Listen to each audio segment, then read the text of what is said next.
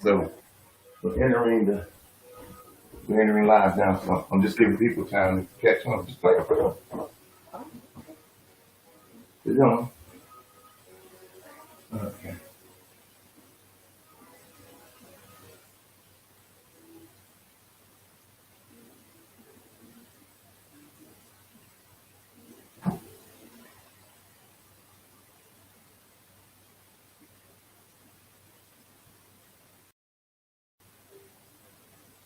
Okay. So we're giving people time to catch on, come in. This is not filming. Um, there we go. Okay. All right. So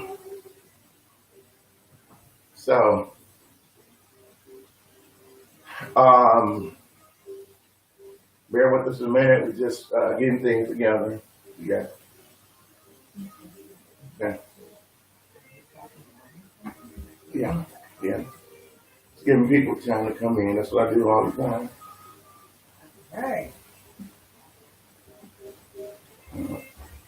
To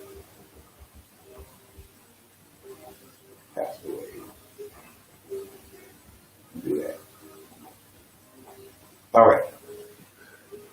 You ready? I'm just kind of linking to your page. Okay. Give us a second, The feed can go live. and give us a second, and then we will be starting. All right. Just want to give others an opportunity to join us. We want to welcome Facebook, Periscope, Twitter, YouTube, and Instagram all at the same time. All right. All right. So we're just preparing our gadgets here. It'll catch on. Because I can only do it live. It's going to catch on in a minute. It'll be catching on in a minute. All All right. There right. it is. Yeah, yes, gotcha. You just got to be patient. Okay. All right. There we go. There we go. All right. Welcome to Impromptu with Wade, Pastor Wade. Impromptu. Right, Pastor. And today I wanted to, I invited my dear friend, Pastor Irma Williams of the Hundredfold Church. All right, so we were talking on maybe a couple of weeks ago, and she was just blowing me away. I had some things that we were talking about our experiences with believers' experiences when we come together in the assembly. And so that's what this is going to be today. It's believers' experiences, that topic, believers' experiences. All right. Basically dealing with ignorances, what people knew when they were coming up. We're not talking about anybody. We're not putting anyone down. We're not putting them down. So I just want you to know. Just want to make that disclaimer that we're not putting anyone down. So I lost my glasses again, but it's okay. We're gonna keep it moving. So if I don't acknowledge you, please don't get upset because I can't see. The camera is at a distance so that it can cover both of us, and we're trying to social distance as much as possible. Social distance, absolutely. As much as possible. So if I don't acknowledge you, please do not get offended. But we welcome you, and I'm glad you're here. May be able to see. You gotta turn it down. We may be able to see some of you, but we won't be able to see all of you. All right. So, again, welcome to Impromptu Conversations with Pastor Wade. All right. Impromptu Conversations. All right. So, again, we're talking about believers' experiences. Believers, those who, you become a Christian and then you go to church, you wonder, or you go to the assembly. She kind of put me in check on that one. You go to the assembly. Or just in the place of some believers. Okay. So, you go. So let me just first do this. Let me welcome Pastor Irma Williams. Well, thank you, Pastor. I'm glad to be here today to be a part of. Oh, I got to shake your hand. I'm Yeah, sorry. okay. I'm sorry, everybody. I am. Just left me hanging. Social distancing means no hugs, no handshakes, right? Exactly. So yeah, I wasn't expecting that, but anyway. Where your mask at then? I have the mask with me. Everybody. Okay. All right. Reach right over there to retro around to your left. Stretch around to your left. Right. Okay. Pick up the mask. All right. Anyway, I'm just glad to be a part of today's discussion. All right. So, as again, we were talking and she made some very interesting, very integral, very significant points of interest that I was like, you need to come on. We need to take right now. She was like, no, we're not taking right. I said, okay, all right. So let me start off with a scenario. All right, and if you comment, I will go back and respond to the comment. Maybe I'll get up and look closely at the phone to see what your comment might be. Right. But Somebody has a real question. exactly. So I don't know. I just don't know where my glasses are, and I'm so irritated right now. Maybe they're in my case. All right. So you say he's not ready. Yes, I'm not ready. But bam! There it is. Ooh, I can't see that far away. Oh my God. I can't see. I'm gonna have to walk up on the camera. Okay, so here's a scenario. Something that actually happened. Some young ladies walked into a particular assembly, and they were women of the world. They were young ladies of the world. They had on mini skirts. They were dressed kind of provocatively, and but they were going through a hurt situation because they had just lost one of their best friends. Okay. So they came into the church, and they came into the church looking for some help. And so in coming into the church, being dressed provocatively or being dressed, worldly, whatnot, what have you, they came in looking for some type of relief or some help. They looked for some comforting, Yeah. or some serenity. They looked for something. And so, of course, they thought about the church. They came into church, and one of the mothers told them to go home first. First told them, this is what they told them: go home and change your clothes, and then come back. Now, that kind of bothered me because it bothered me because I'm like, they came in right then looking for something, and it was like they needed to get it right then. They were dressed, and so we're also going to deal with that fashion in the assembly. All right, but let's deal with this first. Okay, so I'm going to ask. So this is what I was talking to Pastor Irma about, and then so she began to bring out some very interesting points. I want to say this leading into this. She's going to go. It's like at some point we have to realize that a soul is not dressed in a particular outfit. They come in as they are. What I liked about it was they looked at the church and looked for help. What I don't like about it was they didn't really get the help that they came for. All right, Pastor Colonel. No, I just wanted to say, with what you just mentioned about the people, the young ladies coming to the church and then being turned away from the church. I'm getting ready to say something. I was from that day where even the very color which I'm wearing now in my attire is red. And I remember coming up and I was told that if you wear certain colors, whether it's in your dress attire or whether it's in the lip color that's on your lips, it signified something that was not of God.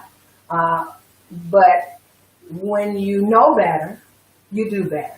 And knowing the scriptures as I do, it is clear that man looks at the outward appearance, but God looks at your heart. So you can look all the way together on the outside before people, and then God looking at you from your heart says you're a hot mess. Mm. So we want to be right, like before God, right? Right. And you know, and then you know, that's why I said I wouldn't turn people away from the church based on outer appearance at all. Knowing the scriptures, I would not turn them away based on outward appearance. So Not at all. what could that let's give some possibilities here. Like let's give some potentials and possibilities. What could have happened to those young ladies, good or bad? Like what possibly could have happened to them? Well, one thing that could have happened was that they were just simply turned off from coming to the church altogether. Mm-hmm. Just because in the time of their need, they went to a place that, you know, whose God says, I will supply all of your need according to my riches and glory. But they come to the people of God and they turn them away. That would be a turn off for me if that was myself in that case. But we definitely don't want to shine, you know, we don't want to put that kind of view of believers or people of the assembly or the house of worship or that go to church. We don't want to put it out there that we're that kind of people who don't embrace others just because they don't dress or look like we do. Okay. So, and another thing that came up, and that's excellent. Another thing that came up was if you go,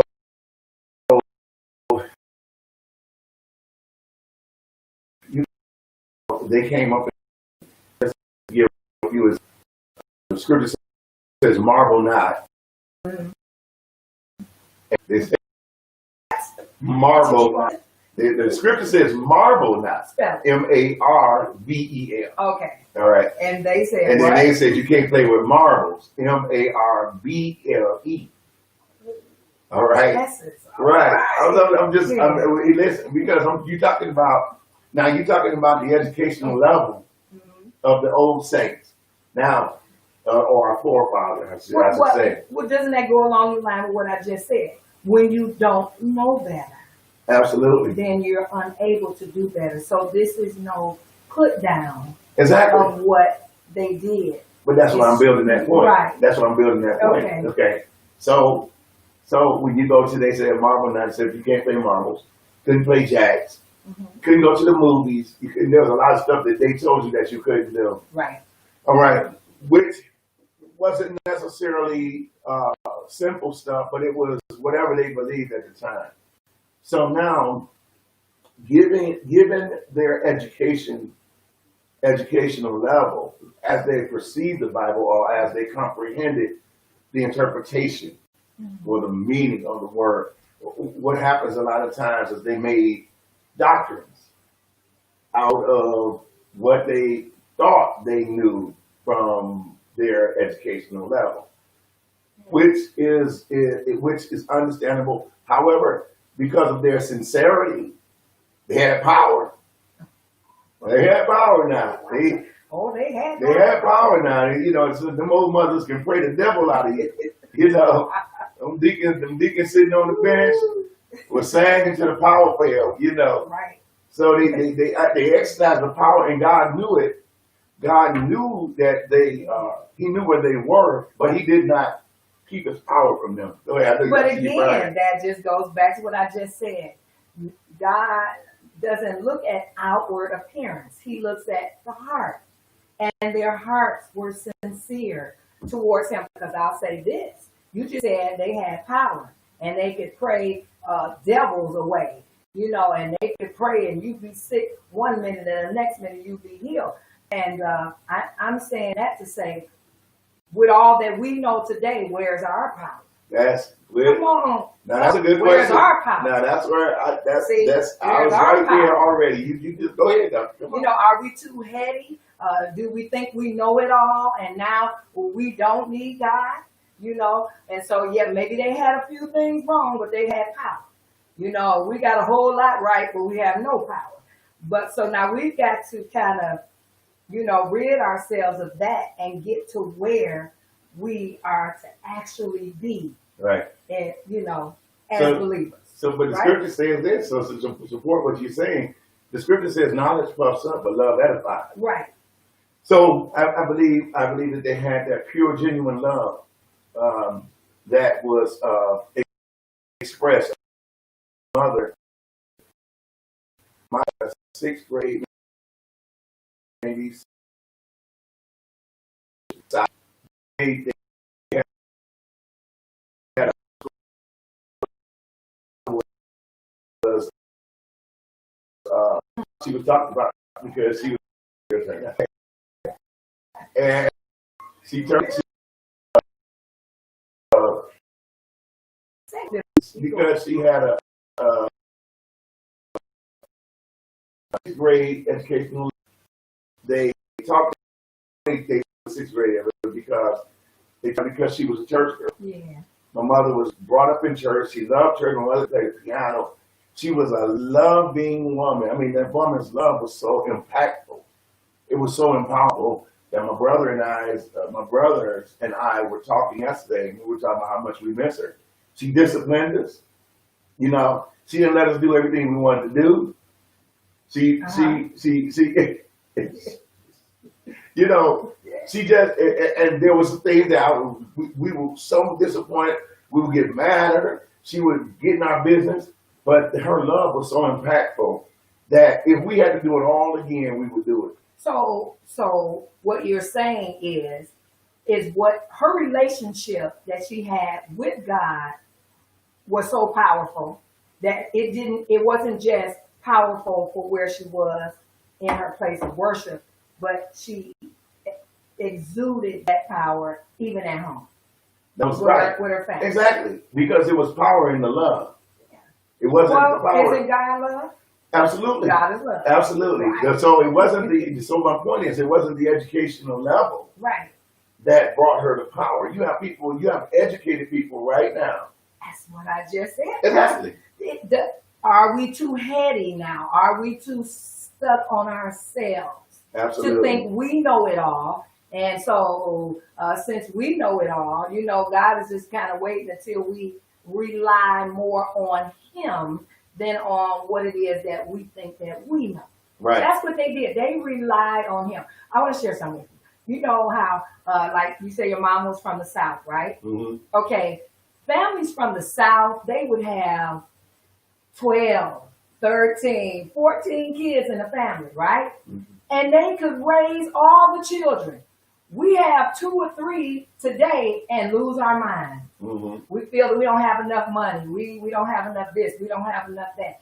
Those people didn't have, of the distant past, they didn't have a lot of education. They didn't have a lot of money, but they were able to get it done. Whatever needed to be done, they got it done. And I'm telling you, I think that was all from their reliance upon God. Oh, absolutely. I totally really agree. do. I really do. I really do. totally agree because see now again going back to that scripture, knowledge puffs up, Yeah.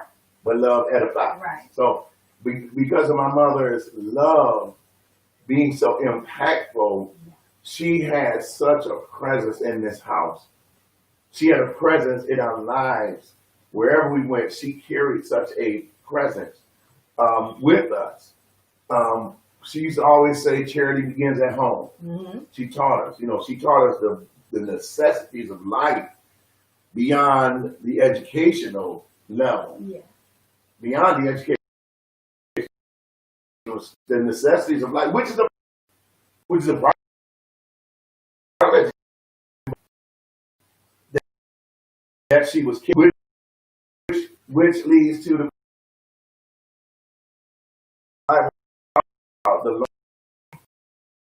That's right. the spirit. It was her spirit that was giving us. It was giving us. It brought us up. Uh-huh. So, okay. And little thoughts, and we disrespected mom at times, and this and that and the other. Oh yeah. Oh, yeah. I mean, honor but your no, mother and your honor- father that your days may be long. Exactly. Right? Exactly. Listen, all Honor these- your mother and father, but we didn't disrespect her to the degree that kids disrespect their parents now. Right. I get it. We didn't cuss her out. We didn't, we didn't dog her. Now, if I saw one of my brothers dogging one of my parents, it would be an issue. It would be a real issue. But we weren't taught that. You weren't taught that. So what ended up happening was all of us came up decent. We all came up decent. I mean, 3 of my brothers are retired. We lost one. My youngest brother's passed away, but he was a pastor. And then I believe that God has blessed me to do pretty decent and stuff. I'm not, what I'm saying? I'm not deprived of anything really. And my sisters are doing very well. So it was a blessing. We had a praying mother. And that's what I said. I mean, bringing back to your subject, we've got to have those kind of morals and foundational pieces available, in us. And then when they're in us, then we're able to take them to places like our worship assemblies. And we will find ourselves loving, more on those that come in and come around us and maybe aren't dressed like us or maybe don't know everything. I'm telling you, if I was coming up in my day, like, see, this dress has got a little arm out there. Oh no, that was not allowed. Oh no, I would have to have a dress way up to here. Oh no, it could be 90 degrees, but don't dress like it's 90.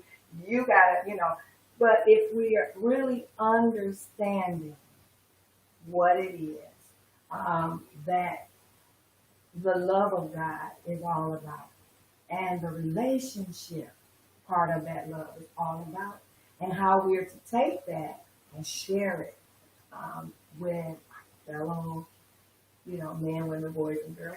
It'll be better. And I think that's what Mom was trying to pour into, to yourself and your brothers and sisters, And she was making it known that, she had a real relationship Exactly. with God. She had that real love, and she wanted to make sure that you guys had it too. So let's go here. So what people not understanding when they come to the church, what they're really looking for is the love.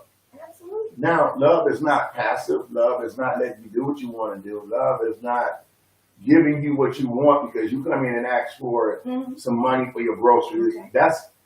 That could be part of it, but that's not the end all be all of love. Okay. So when people come into the assembly looking for God, they have to what we as believers need to understand is that they're looking for the spirit of love, which is God. They're looking for God, which is love, right? Absolutely. So when love is present in a place, love also warns. Love says, like Peter and something I don't mind. No, it was mosquitoes. But Peter and John, I believe it was going to the gate. They were going to the temple at the hour of prayer. And met the man Met the gate of beautiful, at the gate of beautiful. Right. And the scripture said that the man was begging alms. Absolutely. And then what did they say? They said, silver and gold have we none, but such as we have, that's Yeah. what we're going to give. Right, such as we have. Mhm. So when people come in looking, when people are sin sick, or when people are, even when people come in with ailments, crippled, some type of deformity, some type of physical dysfunction, the church, the church, or the people of God, which is the church,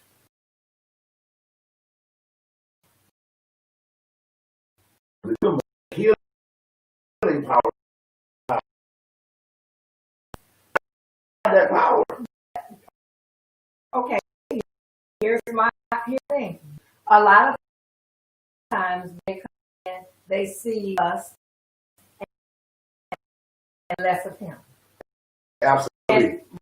More Absolutely. of opinion, knowledge, which, So I'm saying we've got to make some changes. So you got to connect the dots. Let's connect the dots. Connect. So the genuine love of God is what's really missing in a lot of assemblies today. The genuine love of God. I'm not talking about a fake love. I'm not talking about a hypocritical love. And then at the same time, how do you express love? And see, that's another thing. When I talk about false love and fake love, I'm talking about when we go all out the way to make sure that people know that we love them. But if you possess the Spirit of God, Okay. I'm gonna lose you. I'm about to blow up, guys. Yeah. You see me, it's already come out. If you possess the real love of God, you really don't have to do nothing but let it shine. Right. But you know what? Let me say this. We've been shining love, but we need to demonstrate the power of our God, which is love. Okay? When his son, Jesus, the epitome of what we are to be like. Mm-hmm. When he walked this earth, he showed that love, and he did it in that overabundant way. When the sick needed to be healed, they got healed. Mm-hmm. When folks needed to be fed, hallelujah, they got fed. Am I right? Uh-huh. So I'm not saying stop any of that, because that's not fake. That's real. Okay, that's real. Because the people were following Christ, and they were hungry. He said, wait a minute, what do we have? Right, They said right. 2 fish and 5 loaves of bread, right? And he took that and fed 5,000 men, not counting the women and children. Okay. So I'm saying that's that. People need to see that. Maybe we've lost touch with that. Maybe we have gotten so into, monetary things and things of this earth that we have forgotten, We are into monetary. We have gotten so official. We have become, listen, one thing I hate, and I'm still in that vein. I hate when people say, you hate? I know I totally dislike it. Okay, well, whatever. See, I told y'all, she gonna correct. Okay, I totally dislike. Thank you. I'm disappointed when I hear people say my ministry, okay? Let me tell you why. Because first of all, you say my ministry, meaning really ministry means service. Mm-hmm. So my ministry is not your ministry, it's the ministry. The Bible says we have this ministry, mm-hmm. all right? That ministry that comes from God, the ministry of reconciliation, right? Okay. So I'm talking about now. Let me clear this up. When I hear my ministry, I look at the attitude in when they say it. Okay. So I would rather say, and I'm practicing this too. I would rather say, God has given me the ministry of. God has given me the service of, that He has deposited in me the service of. Let me finish that. Because I see you burning. But let me tell you. So, God has given me the service of, or the ministry of such. Okay. Mm-hmm. So the reason why I said that is because now it becomes heady. Like you use the word heady, high-minded. When people, and sometimes when people say, well, if you introduce yourself as pastor, you are a pastor. So yes, I'm Pastor Irma. But however, I should say, I think that people gravitate they're not gravitating to the pastor. They hear it. They hear the pastor, but they gravitate more to your spirit. Absolutely. That's what they gravitate to. Mm-hmm. If you promote the pastor part, then you're putting the title. And I'm not downing you. Don't get me wrong. Oh, I didn't even take it. Okay, good. So when we put I'm Pastor Wade, who cares? Really, who cares? You know, Oh, wait. Wait, hold on. Wait. Let me finish what I'm saying. So Do you see? Do you all see this?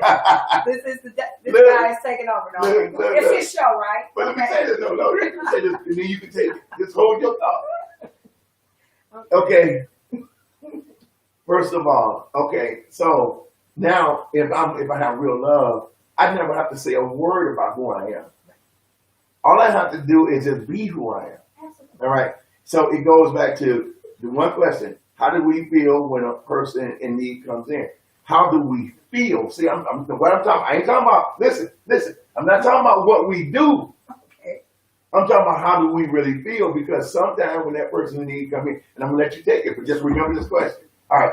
I'm gonna just remember this. I want to remember something that you said. And Okay. Go ahead. All right. You spoke out loud and you said my ministry. I think when someone is saying that, my ministry, I think it's on the same lines where Jesus says, that the work that he was doing, was not of men, but it was of the Father. Absolutely. And so that's why I'm what I'm saying talking about. ministry. I'm talking about the ministry or the work Yeah, there you go. that it is I'm doing. I like that. I don't, and when people say it doesn't bother me when they say my ministry or, I'm doing this. Okay, I know, but you're doing it as unto the Lord. This is your servanthood, right? Yeah. Oh my God. So you keep opening up another one, and we may have to do a part 2 because I really don't. I don't want to wear the folk out. This might be part 2, 3, and 4. This It might be. A heated one, right? It might be. I'm gonna say this. Let me say this. Because when it's real, I remember, I'm gonna give you an example of something. There was a lady, the city, I think they named the street after her, or they did something, but they did honor her on they honored her on the news because this woman, what she did was she took her own money and she bought food. I don't know what she bought exactly, but she bought food and she would just go out and feed homeless people. She just did it. She didn't ask for no recognition. What happened was, some kind of way, the news got out that this woman was doing this. Mm-hmm. But when they finally caught up with her and they did an interview on her, they said to her, they said, wow. They said, that is a great work. She said, and I believe she said something to the tune of, well, I didn't do it for the recognition. I did it because my heart was reaching out to homeless people. They needed to be fed. That's what I'm talking about. How do we feel when a person in need comes in? See, there's a difference between what do we do mm-hmm. and as opposed to how do we feel. So you got to put yourself in the position of Peter and John, what they felt at the time. We didn't have no money to give them. They said, but we got something that's even better than money. And so I think then the feeling was what supercharged them to give above and on or above dollars and cents. That's what I'm talking about. You know what I'm saying? That's what I'm talking about. It was something that would suffice the need. Absolutely. That the need might be taken away. Yes. Because when they gave to him, he was no longer a beggar anymore. Right. He was a brother up on his feet, able to do for himself. Right? Yes. That's what I'm talking about. That's what I'm talking about. And so that's why we want to, and then that means we are empowered, not to empower people to be latched to us, if you will, but to be more dependent on God. Right? Say that again. You need to say that one. Say that one more time. All right. Okay. Well, let me say this. Let me say it a different way. Yeah, say it. I don't care. As long as you say the same thing. I'm going to repeat what I said. I said when Peter and John, Uh-huh. when they empowered the man who laid at the gate beautiful and begged for alms, they empowered him in such a way that he would no longer be in the shape that he was in, that he was then able to get up, do for, be a man on his feet, do for himself, and not be latched on to even them, but on to the God who gave them the power to assist him in what his need was. Wow. I was going to say, I know this is kind of, it may seem a little different, but for mothers out there who have maybe nursed a child, as opposed to bottle feeding, and that child was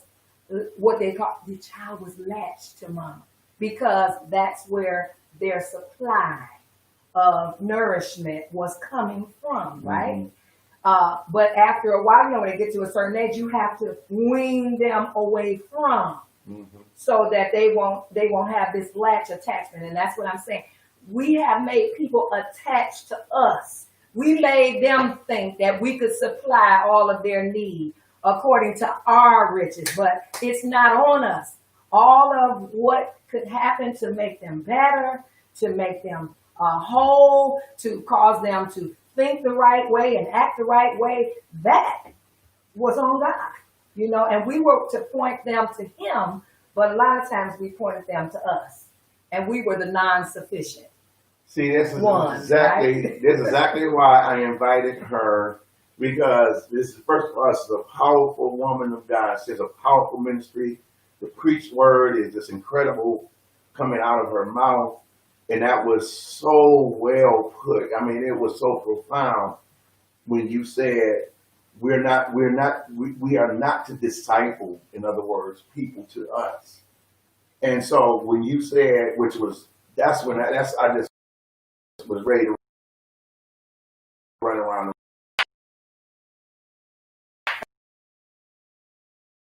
and empower him, be productive, empower him to now become able to do things that he couldn't do before. There you go. From the beginning for man. That's right. That's right. But see, again, so let me deal with that real quick, because we got 11 minutes. Okay. The productiveness. Okay, so what you have a lot of times is that you have possibly, let me say this, and I don't want to sound bashing or whatever, but I'm going to say it like this. Let me say this. We must be careful that when we're helping people, just like you said, that we're not helping them for our benefit. We're not helping them for them to follow us, Or to be latched on. or to be latched on to us. But let me say this. I like this. And hold that point. They're to follow us as we follow Christ. Got you. That's it. I dig that. I'll take that. Because what's happening in a lot of places, and I'm just going to say a lot of places, Yeah. that's exactly what's happening. That they are discipling people to themselves and not to Christ. So as I follow Christ, I don't want you to be, like I'm going to say this.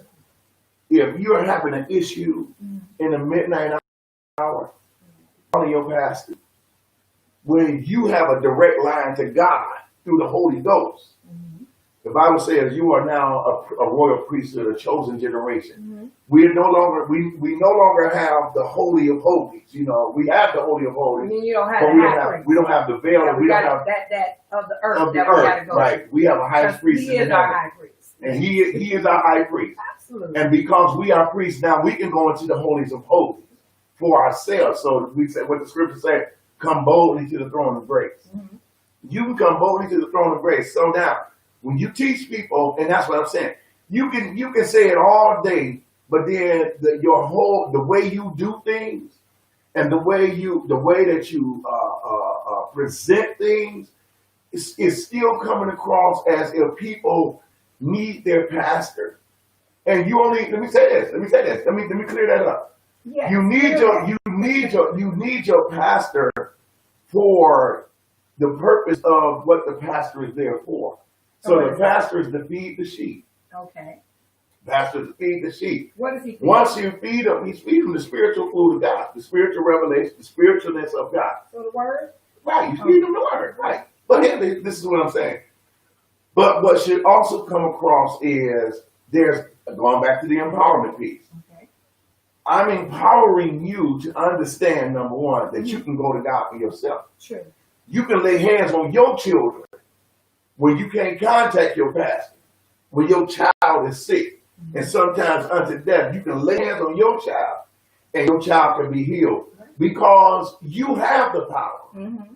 You know, and I'm not discrediting pastors. Don't get me wrong. Because that- we're both pastors. Right. I was going to say. Make sure, Right, we're both pastors. It's no pastor bashing. I'm right? not discrediting pastors. What I'm saying is that pastors ought to teach people, and it should come across that you have the power to go to God for yourself. Mhm.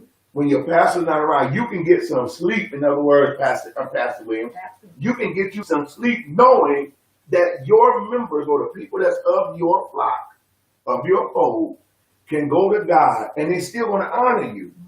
But you're letting them know you are empowered to do wonders in God. You are empowered. He says, go ye into all the world. Mhm. He says, behold, he says, I give you power. After that, the Holy Ghost has come upon you. You shall receive power. That means they didn't mean just the pastors. Didn't mean just the bishop. You know, It meant the people of God who believe Absolutely. and receive. And I'm sorry, if I'm a pastor, Come on. so I have to talk like one. In the book of Luke, right, chapter number 10, Okay. it's Jesus sends out his disciples. They come back in and they're excited because they said even the devils are subject unto us. But Jesus told them, behold, I give you power Uh-huh. to tread on serpents and scorpions and over all the power of the enemy, and that nothing shall by any means hurt you, There it right? is. So that he did. Jesus empowered the people. I think oftentimes that pastors, we do. We empower the people. And sometimes in their moments of fear or when tragedy strikes, you want to reach out to that spiritual leader or to that one. I don't think they're reaching out to make the pastor be the know-all, cure-all. They're just reaching out in their time of need to someone that they can touch and agree with. I mean, I'll go with that part. That they can really Touch and agree, with. exactly. I'll go with that. And that I'll go with can, that. walk with them in the natural sense. Of course, they're dependent on God. Right. The people are.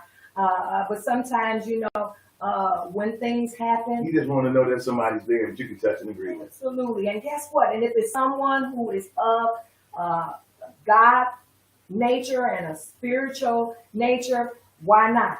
How can two walk together except they agree? Now, if you and your pastor agree in the things of God, of course, I want to call my pastor. Walk with me through this dark time. Walk with me. I lost my mother. Walk with me. I'm feeling sick. You know what I'm saying? So I don't want to put it like pastors are making people lean towards them, because I don't think they really are. Some do that, Okay, but yeah, we won't call those Make it pastors. clear, make it Let me, plain. ladies and gentlemen, to Pastor Howard here. I think we would call them more cultic than we would Or church. hirelings. You know what I'm saying? I don't think that we could put that on God-fearing God, that's pastors what I'm and talking leaders. about. I don't think that at all. The ones I that's think really connected right. to God. Yes. Some of those have come for their, they come for their own benefits and agendas. Some of them were not sent; they just went. Okay, and so there it is, right there. And so we don't want to make it look like that's the agenda not the of the agenda pastor. of It is the- really right. not. And sometimes, would you agree with me on this? Sometimes, even when pastors are teaching people how to seek after God for themselves, they still make it their business to latch to the pastor. Oh, yeah. Well, Help yeah, me, Pastor. absolutely. No. But the They Bible do. says, study to show yourself approved as a workman unto God that need not be ashamed, Mm-hmm. rightly dividing the word of truth. And some people think that's only for preachers and ministers. No, that's for all the believers.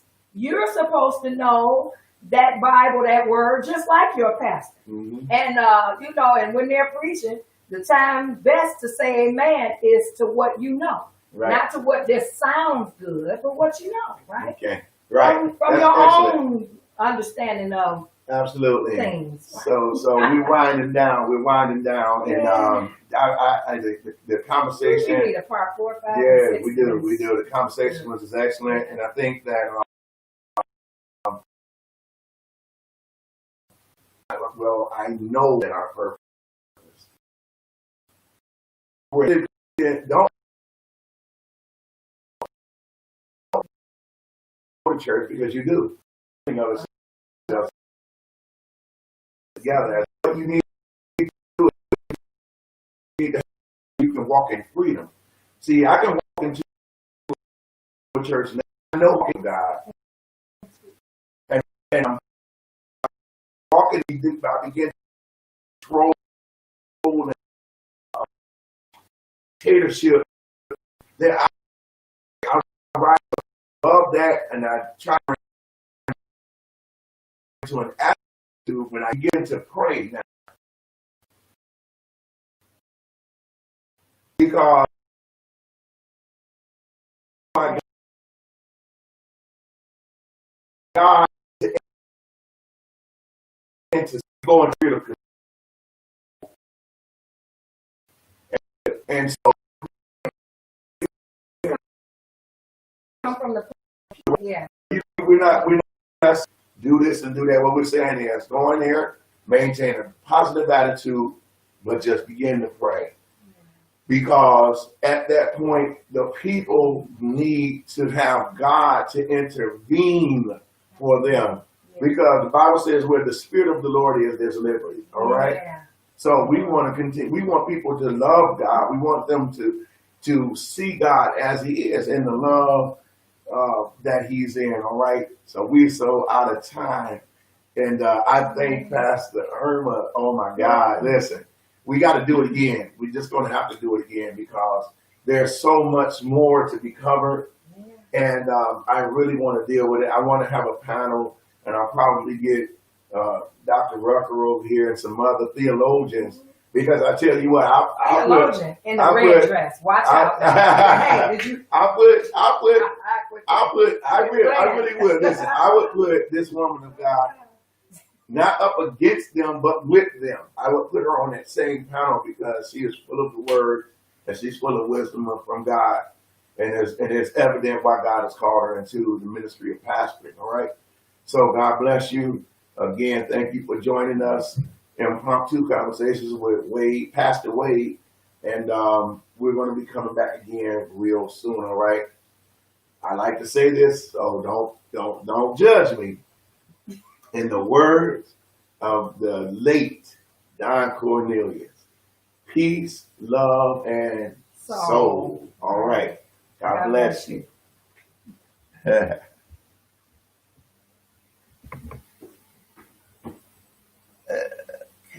In that.